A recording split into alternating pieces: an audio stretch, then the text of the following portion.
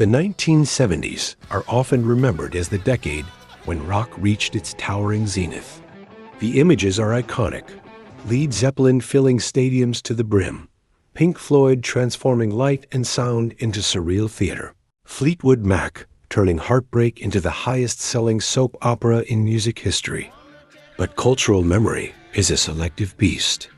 While a handful of giants dominated headlines, millions of listeners, record collectors, and gig-goers were tuned into a much wider spectrum. Beneath the platinum-selling LPs and chart anthems was a fertile landscape where experimentation thrived. Genres blurred, and artists forged some of the most enduring but tragically overlooked tracks in rock history. This is the story of 15 hidden gems from the 1970s. Songs that captured the spirit of the era, but never achieved the spotlight they deserved. Some were cult favorites. Some became influential in ways their creators couldn't have imagined. And some were simply swallowed by the sheer volume of incredible music being released at the time.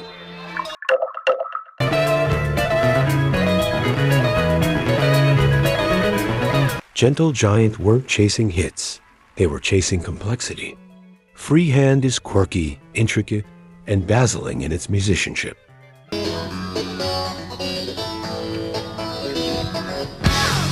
Jazz, medieval melodies, counterpoint, all woven into rock. At the time, they were dismissed as too weird for the mainstream.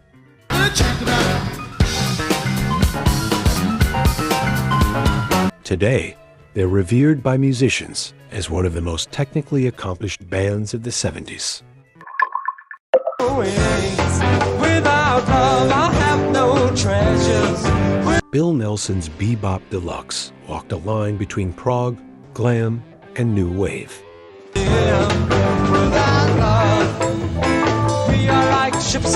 Ships in the Night was their closest brush with mainstream success, but its sophistication kept them from radio ubiquity.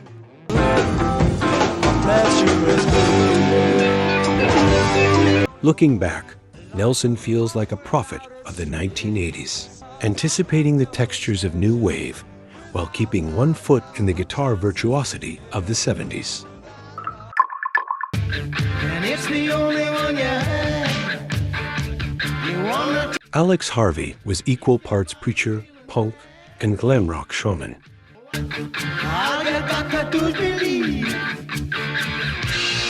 Faith Healer is a hypnotic, unsettling track that oozes menace and theater.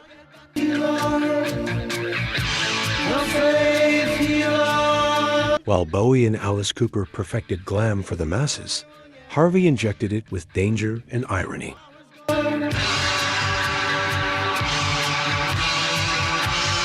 Punk bands later cited him as a direct influence, proof that sometimes the real revolution happens off the charts.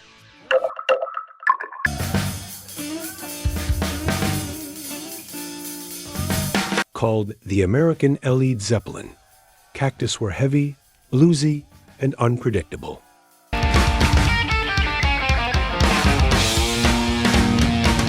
Their rendition of Parchment Farm is pure chaos, ferocious vocals, wild riffs, unhinged energy.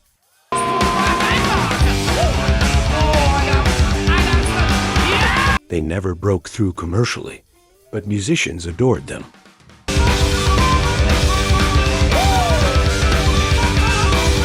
You can hear their DNA in everything from Ted Nugent's Midwestern grit to early Van Halen's feral energy.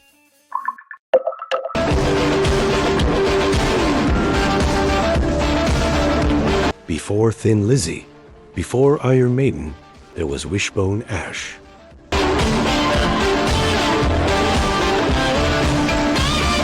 They pioneered the twin lead guitar harmonies that would define future heavy metal and hard rock.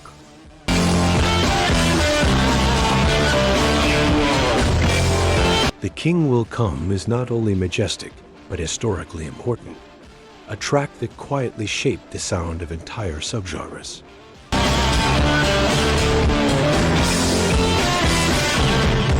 Yet outside of guitar circles, Wishbone Ash remains a footnote.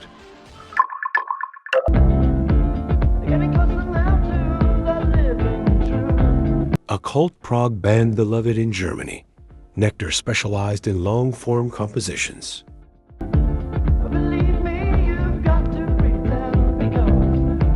Remember the Future is less a single than a journey-one continuous piece of music, unfolding like a cosmic meditation.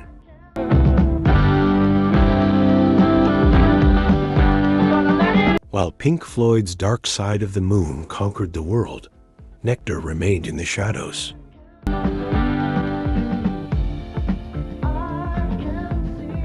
Yet their influence quietly trickled into electronic, psychedelic, and even jam band scenes.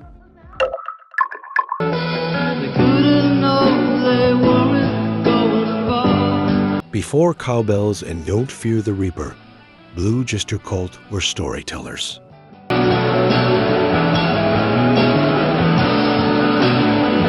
This track recounts a drug deal gone fatally wrong, told with eerie calm and quiet menace.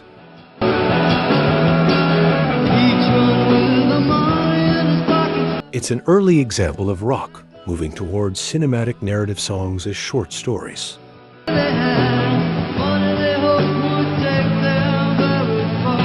Stephen King would later cite BGC as one of his favorite bands, and tracks like this make it obvious why.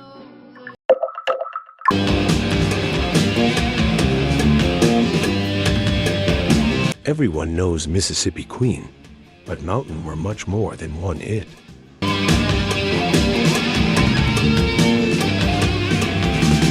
Leslie West's thick guitar tone was legendary, and Never in My Life showcases it perfectly.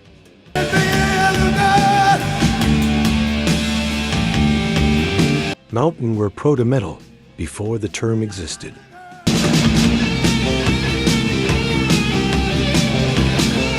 They didn't last long, but their influence on hard rock and metal guitarists, particularly in America, was profound.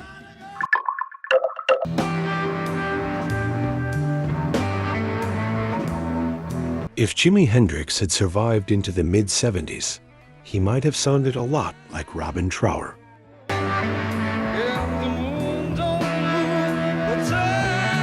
After leaving Procol Harum, Trower created a psychedelic blues odyssey in Bridge of Sighs.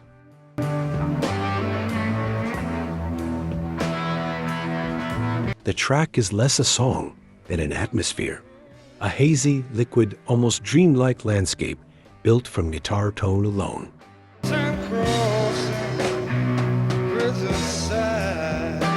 Critics at the time accused him of Hendrix imitation. History, however, has redeemed him as one of the era's great explorers of sound.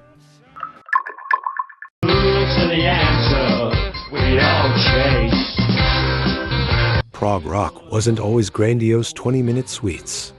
Sometimes it was lean, dark, and strangely funky.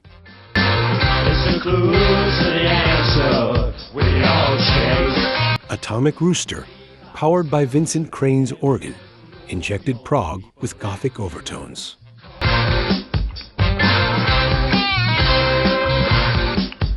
Devil's Answer never found radio traction, but it influenced a generation of underground acts who fused rock with darker aesthetics, from goth to doom.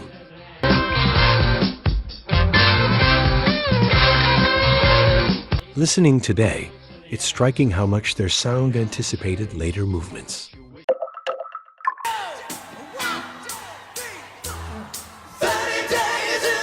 Steve Marriott, formerly of Small Faces, was one of the most charismatic frontmen of the era, and Humble Pie was his gritty canvas.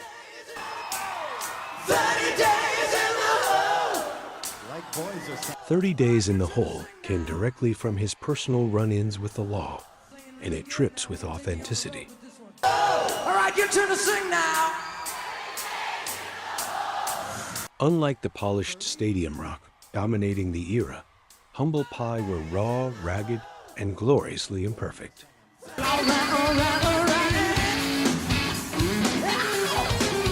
Bands like Aerosmith and the Black Crowes would later build entire careers on the swagger Humble Pie embodied.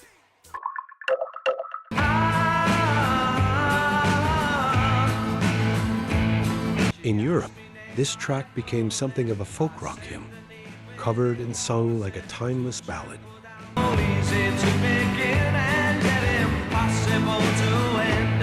In America, barely anyone noticed. What makes Lady in Black so haunting is its structure. It has no chorus, no climactic hook.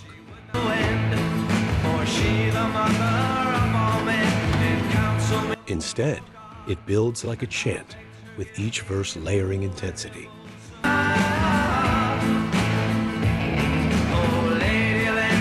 It's rock stripped of ego, leaning into atmosphere and repetition, creating something closer to a ritual than a pop single.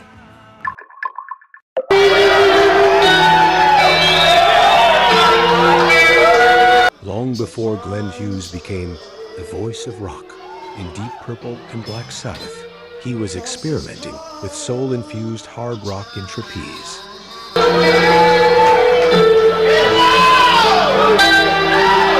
Medusa was their crown jewel, a track that pushed against genre boundaries.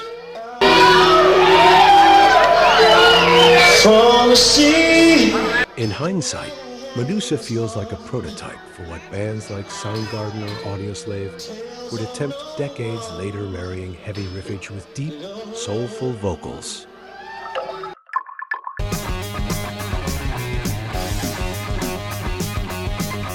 Hailing from Cardiff, Wales, Budgie were one of the heaviest bands of the early 70s.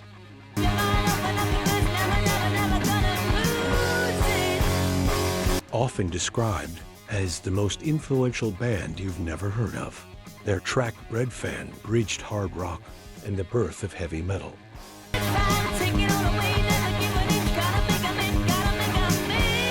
Though they never achieved mainstream success, the song's DNA lived on most famously when Metallic covered it in the 80s, introducing Budgie to an entirely new generation.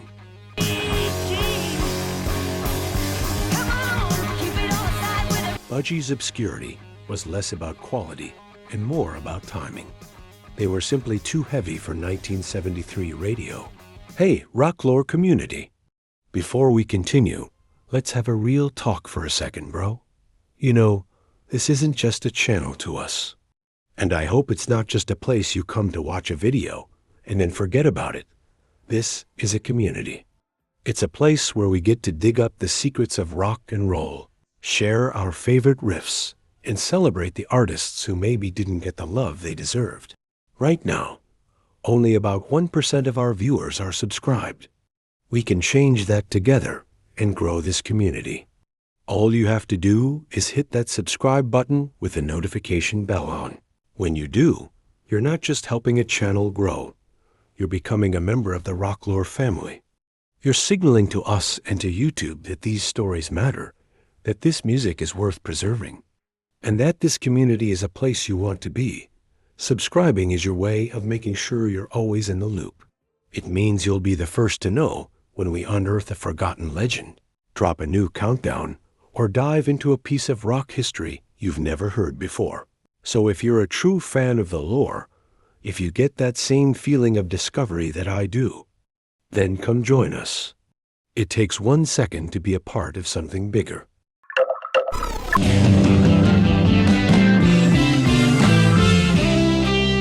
Before KISS turned it into an arena anthem nearly 2 decades later, this track belonged to Argent, the band founded by ex-Zombies keyboardist Rod Argent.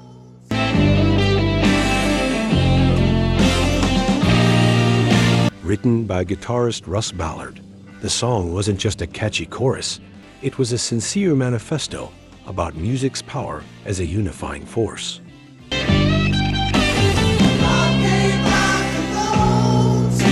Argent's version is leaner, less polished, but more heartfelt.